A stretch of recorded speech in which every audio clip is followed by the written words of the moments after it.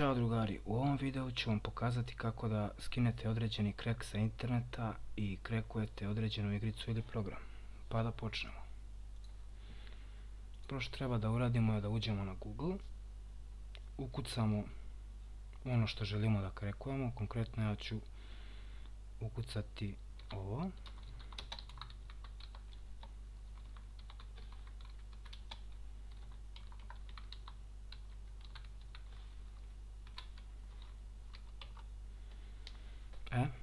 Sad je izbacilo linkove, znači skinut ćemo krek sa torrenta. Idemo ovako,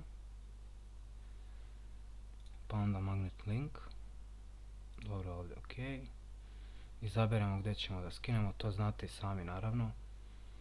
Ok, evo sad skidamo.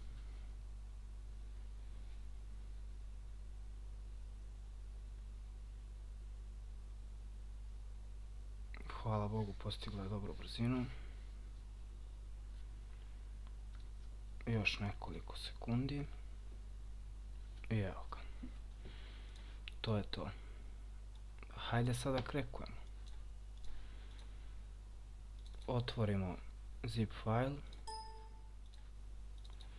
Otvorimo znači krek folder.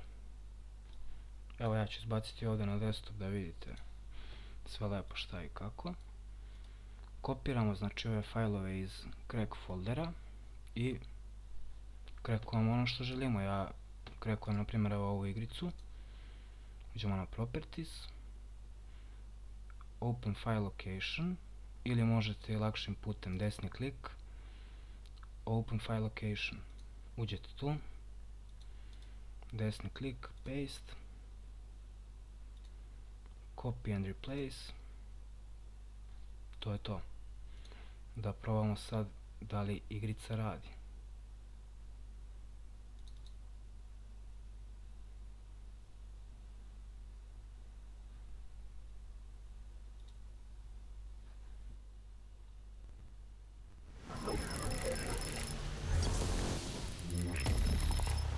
Za sada očitava, ali ćemo vidjeti.